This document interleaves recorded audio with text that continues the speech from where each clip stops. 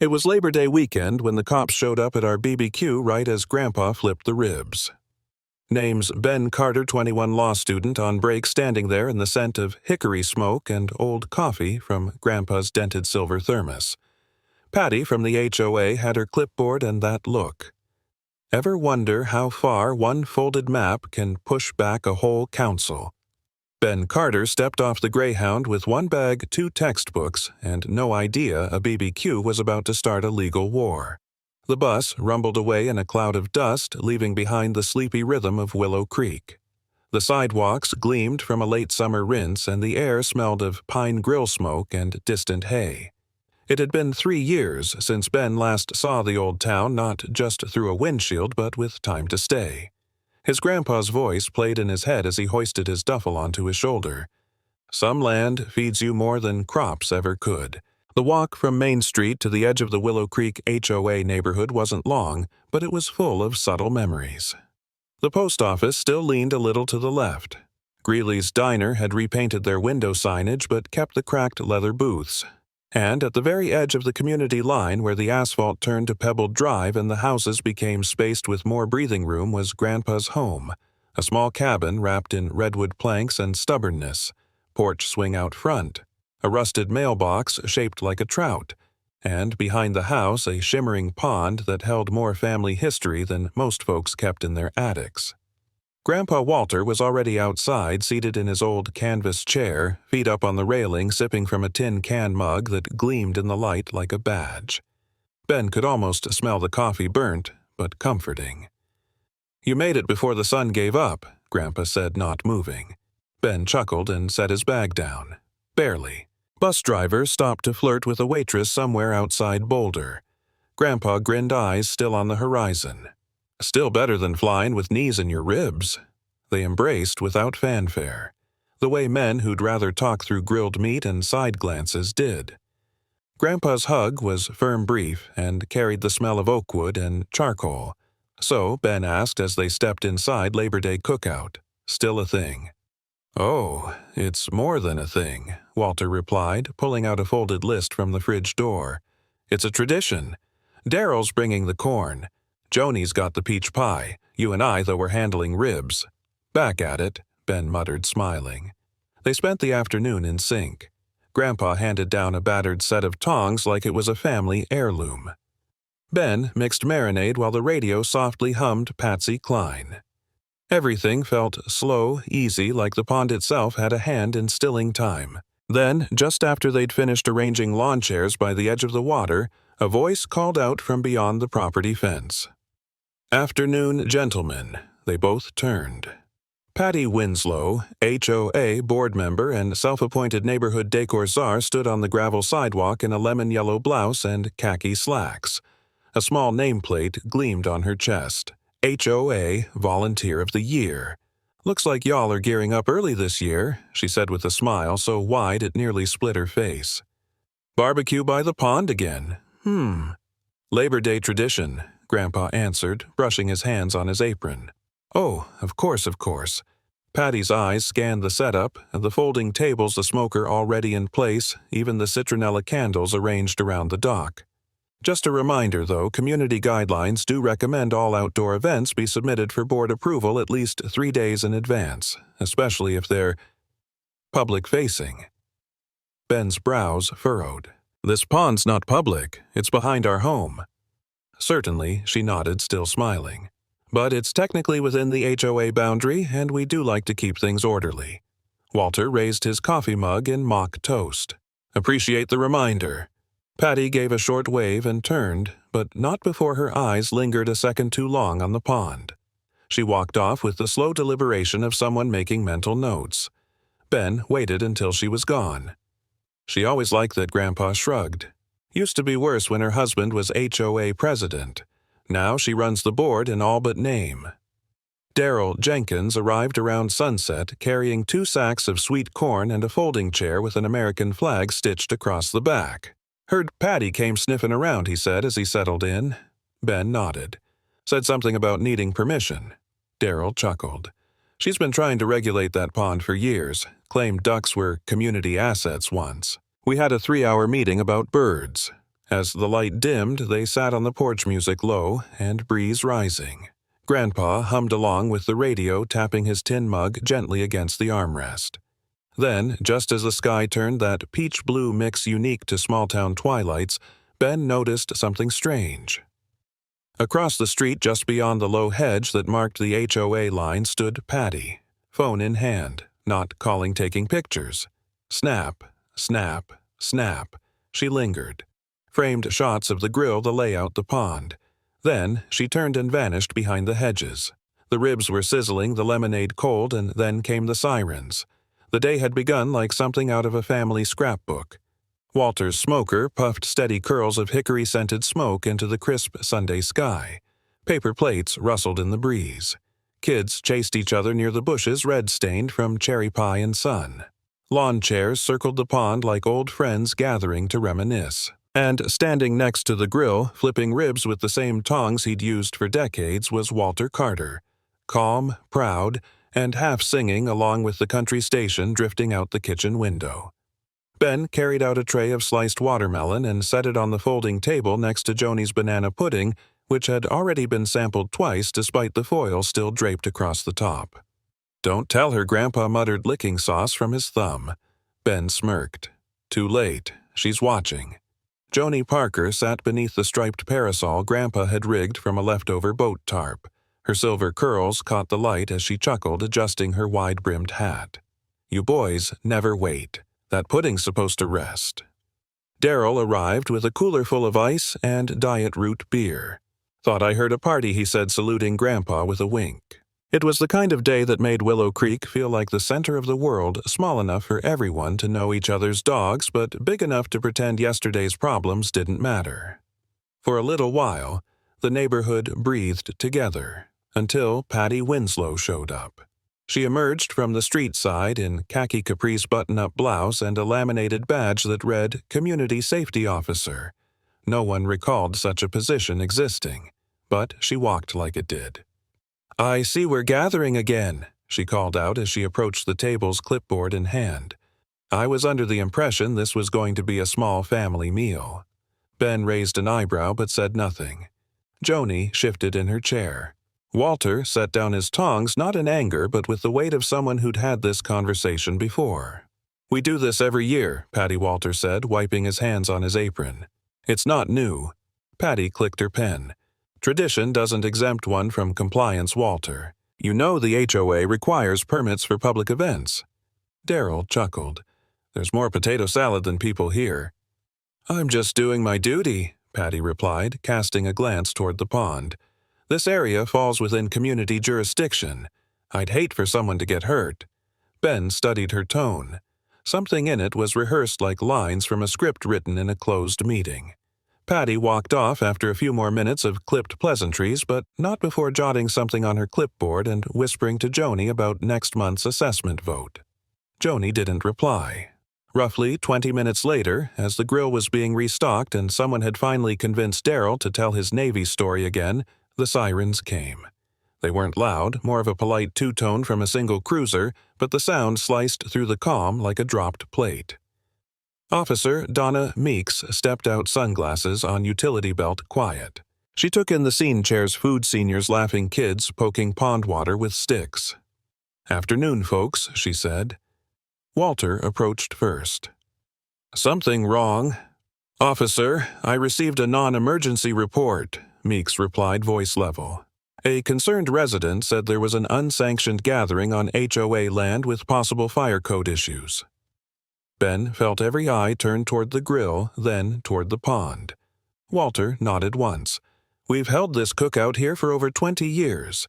This is my backyard. That pond's behind my home." "I understand," Meeks said. "It appears peaceful. I don't see any violations. But HOA bylaws are civil matters. I'd recommend checking your boundary documentation just to be safe. If this escalates, it could get bureaucratic." Patty reappeared as if summoned by cue. She crossed her arms just beyond the picnic table, watching with a tight-lipped smile. Ben stepped forward.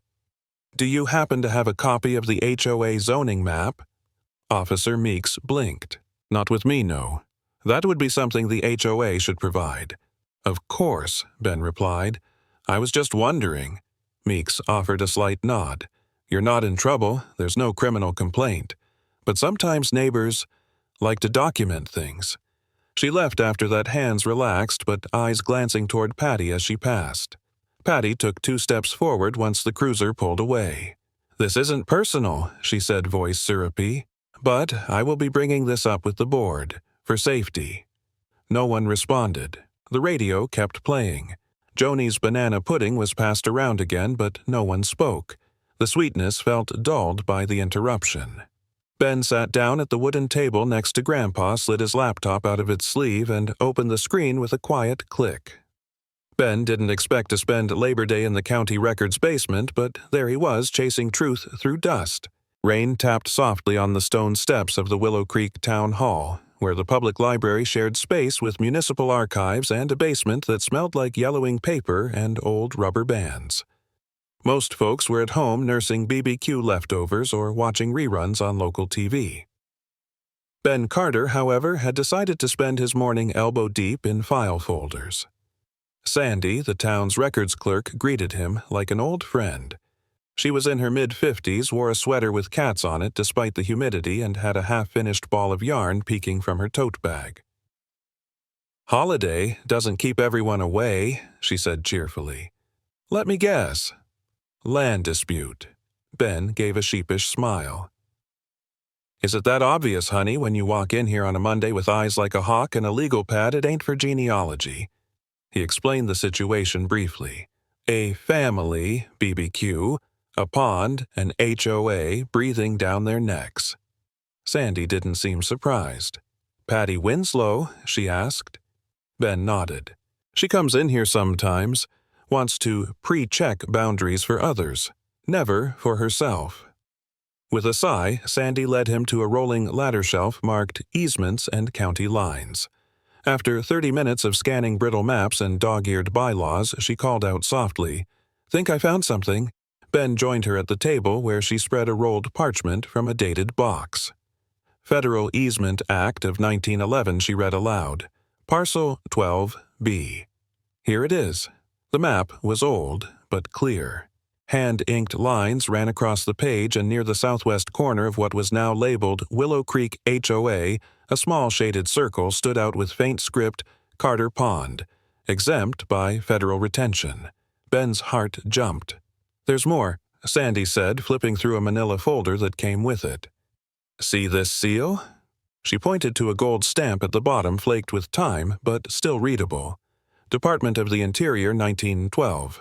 Next to it, a scrawl of a signature, F.L. Garrison, Federal Surveyor. Ben sat back, stunned. This proves it was never part of HOA jurisdiction. "Looks that way," Sandy said, reaching into her drawer. "You'll want a copy." She pulled out an old photocopier request form and handed Ben a small handmade bookmark blue yarn with a red heart woven in the center. "Just a little something I make when days get quiet," she said with a smile. "Hope it marks more than your page." Ben tucked it into his notebook, grateful in a way he didn't quite know how to express. Later at home, he spread the map out on Grandpa's dining table. Rain pattered on the windows, a steady rhythm to match the heartbeat in his ears. Grandpa stood in the kitchen stirring his evening coffee the way he always had, black no sugar-chipped spoon. "I remember your great-granddad chasing ducks off that pond like it was sacred ground," Walter said. "Back in '64, he took me hunting out there after my first week back from the service. Coldest fall we'd had, but I still remember how the fog lifted off that water." Ben looked up. "Did he ever mention filing anything legal about the land?" Walter nodded. "Said he'd wrangle with the county for months. Didn't trust the town planners. That's why we still have the pond. Folks tried to put a fire station there once." "Patty knows," Ben murmured. "Or she suspects. She's not just enforcing bylaws, she's testing if she can take it. Wouldn't be the first time she tried to stretch her reach." As if summoned by the thought, a sharp ping came from Ben's laptop. An email from the HOA board, subject urgent meeting. Mandatory attendance date, Wednesday, September 6th. Location, Willow Creek Clubhouse. Note, to address unauthorized land use and community safety concerns. Ben stared at it for a moment, jaw tightening. Evening fell fast after that. Grandpa retired to his chair with the radio humming and a blanket over his knees. Ben packed the files, carefully slipped Sandy's bookmark between the pages of a legal manual, and drove to Millie's diner. He sat alone in a booth near the window, rain streaking the glass like brushstrokes. A plate of cold cuts and warm apple pie sat before him, mostly untouched. He scrolled through scanned documents, zooming in on the gold seal again and again. He paid with cash, left a tip, and walked out into the now drizzling street. Back at home, he slid the copied file into a protective sleeve and whispered to himself more to the silence than anything else. Let's see if Patty's ready for the law. Ben arrived 2 minutes early. Patty had been there for 20. The Willow Creek Civic Hall still smelled faintly of lemon-scented floor wax and church potluck. Rows of folding chairs had been arranged in a tight semicircle around a collapsible table draped with a pale blue cloth. At its center, a paper sign read HOA Special Session, September 6th. A tray of untouched cookies sat beneath a sign that said, Courtesy of the Board. Let's keep Willow Creek. Sweet Ben scanned the room. Patty Winslow stood near the front wearing a fitted blue vest and a pin that read, HOA Authority, not a recognized title. She was thumbing through a stack of paper eyes, darting to the entrance every few seconds, lips pursed with anticipation. Grandpa sat quietly in the second row. He gave Ben a small nod. His cane leaned beside him, his hands folded over his lap. A calm presence. Watching, Rick, the HOA vice president. A man whose mustache had more personality than he did was adjusting the microphone stand. Brenda, the treasurer, clicked a pen nervously as she sorted through envelopes. Darrell waved from the back with a single finger. Joni sat in the row ahead of him, her purse tucked tightly beneath her knees. A few other neighbors lingered in the corners, silent, watchful. At exactly 6:30 p.m., Patty tapped her clipboard against the table twice. We'll begin now. She opened with pleasantries. Thank you all for being here on short notice, and our community thrives on participation. Then came the shift. We're gathered to discuss a serious matter, Patty said, voice firm. An unauthorized public event was recently held on land believed to fall under HOA jurisdiction. There was no notice, no approval, and I might add open flame without permit. This is not just a violation, it's a threat to community safety. She didn't name names, but her eyes never left Ben. Rick adjusted his collar. Brenda glanced at her lap. Ben raised his hand calmly. May I ask a question before we proceed further? Patty gave a tight-lipped smile. We'll have an open floor after Ben continued standing. What was the process used to call this meeting? Was notice sent to all members as required under Article 3, Section C of the HOA bylaws? There was a beat of silence. Patty hesitated. Well, this is a special session, not a general. Even. Special sessions, Ben said, pulling a folder from his messenger bag. Require public notice to all residents at least 72 hours in advance. I received an email, but only addressed to me. Was there a mailing list? A posted announcement. Brenda blinked rapidly. I didn't see one. Rick cleared his throat, checking the printed bylaws before him. Actually, Ben's correct. Without full notice, the session isn't formally valid for voting or disciplinary action. Patty's jaw twitched. We're not here to vote. We're here to discuss. Ben remained standing. Then allow me to contribute. He unfolded a photocopy of the 1911 map, mounted it on the portable whiteboard. This is a federal easement map approved and sealed by the Department of the Interior in 1912. It clearly shows the Carter Pond lies outside the HOA boundary. In fact, it's marked Out of Jurisdiction Zone. He turned it slightly so the front row could see. The room stilled. No one moved toward the cookies. I requested this from town archives after Officer Meeks suggested clarification. This land has been in my family for 4 generations, exempted from zoning because of its federal easement status. Patty stepped forward, voice tight. Old documents can be misinterpreted. Ben looked straight at her. I'm happy to interpret it in front of a municipal judge, or perhaps the county land surveyor, but I don't think that's necessary. Do you? Rick rubbed his temples. Brenda quietly closed her notebook. Then came Joni's voice, clear and steady from the second row. If that's federal land, then why has the HOA been trying to put rules on it all these years? All heads turned. Patty didn't answer. She adjusted her vest, sat down with deliberate slowness, and said nothing more. Grandpa's eyes glistened as he nodded just once, slow and proud. No one reached for the cookies. The folder wasn't thick, but every page felt like a hammer in Ben's hands. Thursday morning arrived with a bright sky and just enough chill in the air to hint at the season turning.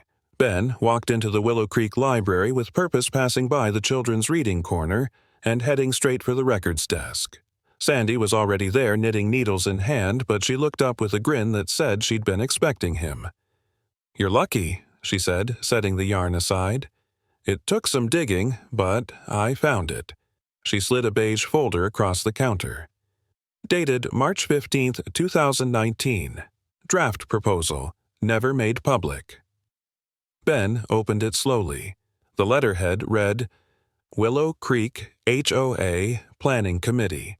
Internal discussion only. At the bottom, in neat cursive with a flourish, was Patty Winslow's signature. He skimmed the first few paragraphs, eyes catching on phrases like waterfront reassessment, potential for amenity development, and streamlining aesthetic oversight to include natural features. Then came the sentence that made his breath catch. By subtly reclassifying the Carter Pond as a shared visual resource, the HOA may extend influence without requiring an amendment ensuring compliance with long-term plans. Ben didn't need a highlighter. The intent leapt off the page. She knew he said. Sandy gave a small nod. "She always plays the long game. Told you that letter would crack it." He thanked her with a firm handshake, promising to return the folder in one piece. As he turned to go, she reached into her tote and pulled out another homemade bookmark, this one a tiny stitched scale of justice. "Thought it might suit you better than yarn hearts." Ben laughed, tucking it into his notebook. "Perfect." That afternoon, he made his way to Joni's house. Her yard was immaculate, the roses clipped, and a small American flag fluttered from her porch. She welcomed him in without ceremony, leading him to the dining table where a stack of papers waited. "I've been cleaning," she said. "Found this wedged behind my old recipe box." She handed him a folded flyer, faded a little torn at the edge. It advertised a waterside park development proposal. Community Info Session, Spring 2020. In the corner was a watermark that read Willow Creek HOA Vision Committee. "I remember when these went up on mailboxes," Joni said. "They disappeared overnight. Patty claimed it was a mistake, said it was an old draft, but it didn't feel like one." Ben studied the language phrases mirrored what he'd read that morning. They've been laying groundwork for years. That night, Grandpa's garage transformed into a command center. The lawn chairs were moved aside, replaced with folding tables and a corkboard Walter hadn't touched since '89. Ben tacked up maps, HOA printouts, legal excerpts, copies of the 1911 federal map, and now the 2019 memo and Joni's flyer. Grandpa sat on an old stool, arms folded. A pan of golden cornbread rested on the workbench beside him. "Smells like a trial in here," he said. Ben looked up from his laptop. "Feels like one." As the night deepened, Walter shared stories like the time HOA forced him to cut down the old sugar maple out front because it cast shade inconsistent with community brightness standards. "They said it made the cul-de-sac look asymmetrical," he muttered, shaking his head. Tree'd been here longer than any of them. Ben added it to his notes under a list labeled Pattern of Overreach. By 10, the board was nearly full. In the center, he pinned the phrase from Patty's memo Extend Influence without requiring an amendment. He printed a draft document, Petition for Nullification of HOA Claims over Federally Protected Land. His hands didn't shake, but his jaw was tight. He'd cite the easement quote bylaws, attach maps, note precedent.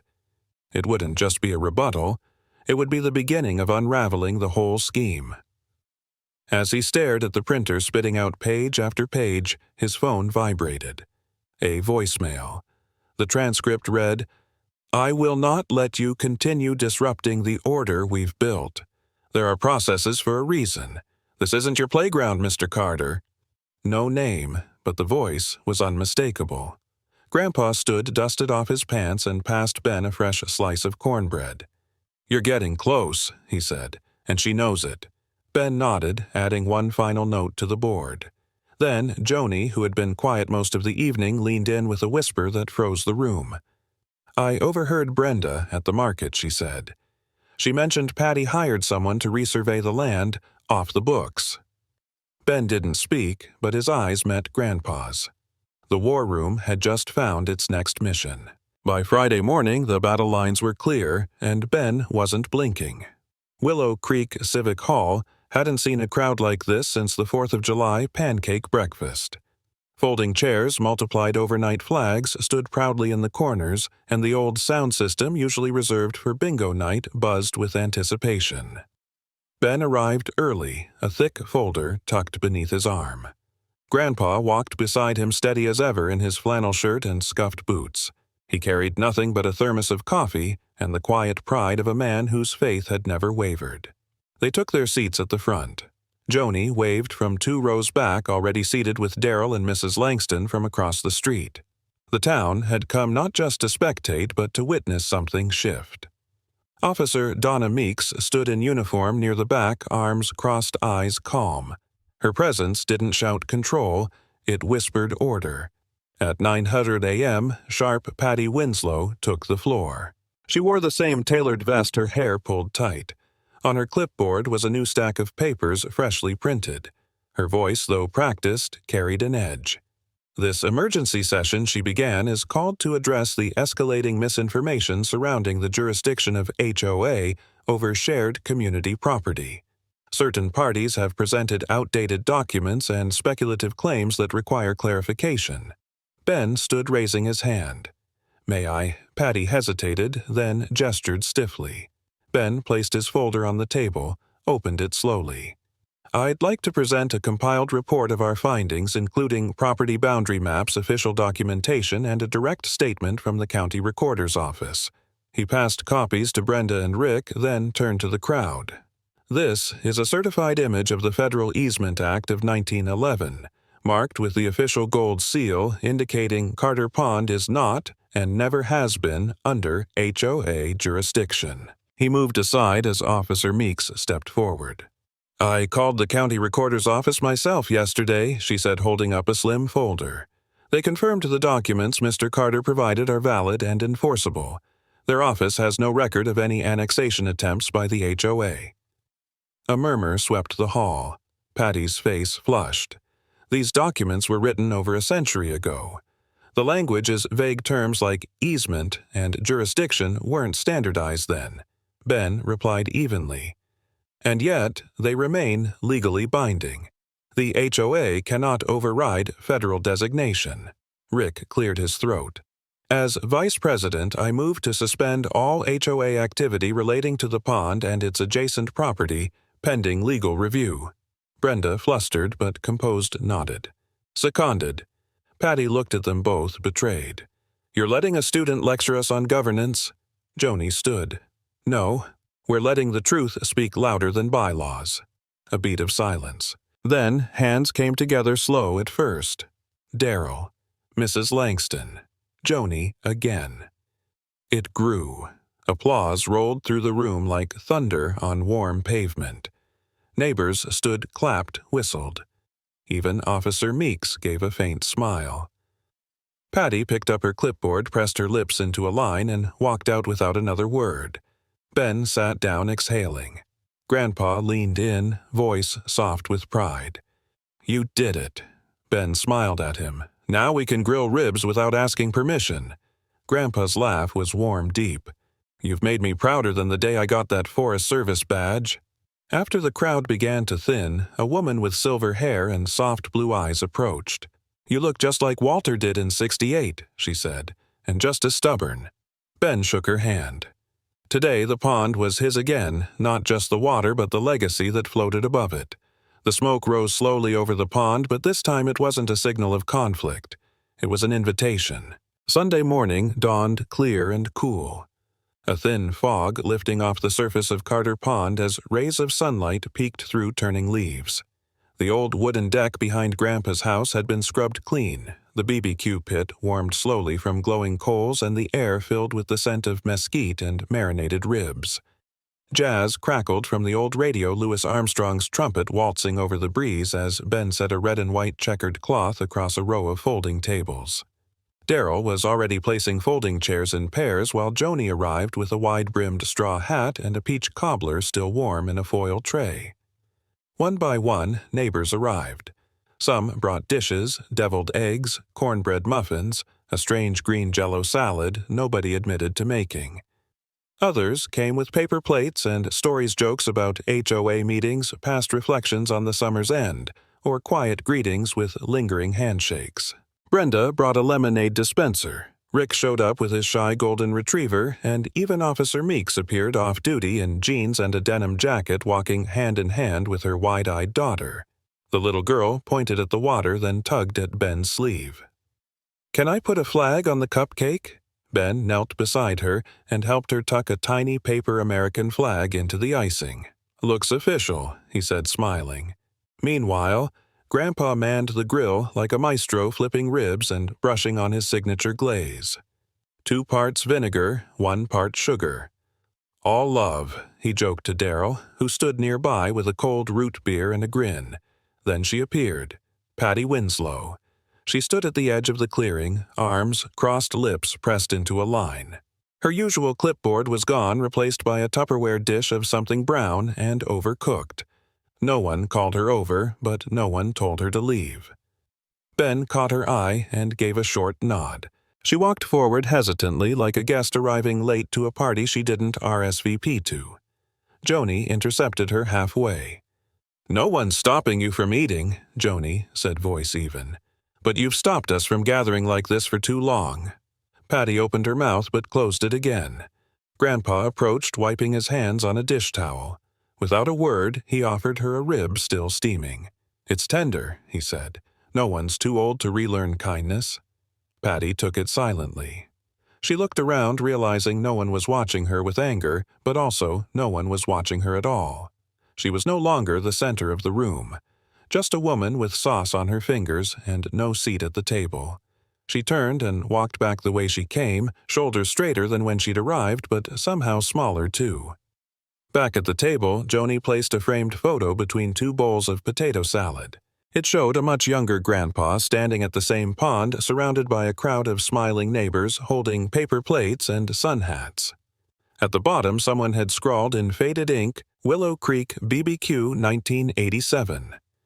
"Thought it deserved a seat," Joni said, wiping the corner of the glass. Officer Meeks joined Grandpa near the grill. "Did you know Patty shut down my book club in '05, she said, raising an eyebrow. "Said we were creating noise pollution." Grandpa chuckled. "She ever tried to stop your chili cook-off only once."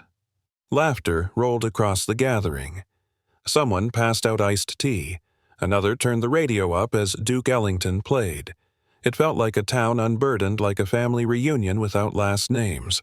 As the sun dipped toward the horizon, Ben found himself sitting beside Grandpa at the water's edge plate, empty breath full. He looked out over the pond, rippling with gentle evening wind. "Do you think, years from now, our kids or grandkids will still be BBQing here?" Grandpa sipped his sweet tea, the old tin cup catching a glint of amber light. "If there are still folks like you," he said, "then I'd say yes. They surely will. Justice doesn't always come with applause. Sometimes it's just a folder passed from one hand to another." Friday morning settled softly over Willow Creek. The trees had started to burn orange at the edges, and the breeze carried the first hints of fall. Inside Grandpa's study, the same old kettle whistled atop the stove, while light poured through the lace curtains, dappling the worn rug below. Ben sat at the kitchen table, sipping coffee from the tin mug that had outlived several presidents. Grandpa shuffled in with something under his arm, a weathered folder tied shut with twine. He placed it gently in front of Ben. "The Carter file," he said simply. Ben untied the knot and opened it. Inside were yellowed documents, careful handwriting, and black and white photographs that looked like they belonged in a museum. There was a hand-drawn map marked 1911. The golden seal, faded but clear. A letter from his great-grandfather addressed to future stewards of Carter Pond began with, "To keep land is not to fence it in, but to remember why it matters." Ben read slowly, reverently. "I always wondered what I was meant to do with this," Grandpa said. "Turns out it was waiting for you." Later that day, Ben walked through the doors of the Willow Creek Municipal Building. The clerk at the front desk smiled and directed him upstairs, where he handed in a thick manila envelope, a formal summary of the HOA jurisdiction dispute, complete with legal citations, witness statements, and historical documents. The town's Environmental Legal Office would pass it along to the state's Land Rights Commission. Before he left, he received a handshake and a slip of paper, a summer internship offer from a regional firm focused on property and conservation law. Back home, Brenda's latest email had landed in everyone's inbox. As of today, Carter Pond and surrounding property are excluded from HOA enforcement. Future community decisions will respect historical and federal boundaries. Rick had attached a short note of resignation. "I should have spoken sooner. I'm learning now." Patty never responded. But a real estate sign appeared outside her house that weekend, and by Monday a moving truck had replaced her minivan. At sunset, Grandpa built a small fire pit near the pond's edge. Sparks rose into the darkening sky as Joni and Daryl arrived with folding chairs and hot cider. A few children played quietly by the reeds, tracing their fingers through the ripples. Grandpa told a story from his days as a young ranger in the Rockies about spotting an elk through the morning fog and choosing not to raise his camera. "Not everything needs to be captured," he said. "Some things just need to be lived." Ben listened, leaning back on his hands, the file now tucked safely in his backpack. Before heading in, he flipped open his notebook and scrawled a title, Federal Easement Defense. File Nanarsarsir. He smiled at the number. The first of many, perhaps. The fire crackled beside him as he looked out over the pond. The water reflected stars and memory in equal measure. That pond never belonged to the HOA. It belonged to the people who loved it. And in Willow Creek, folks had just remembered what it meant to be neighbors again. As the embers cooled beside Carter Pond, what lingered wasn't just the scent of hickory smoke, but a quiet knowing that something sacred had been protected. In a world where rules often mask control, this small town remembered that laws were meant to serve people, not silence them. True justice isn't always loud. Sometimes it's found in handshakes, shared meals, and the simple act of standing firm. Perhaps your voice, however small, is the one that steadies the circle. Like a well-tended fire, when kindled with truth, community always finds its warmth again.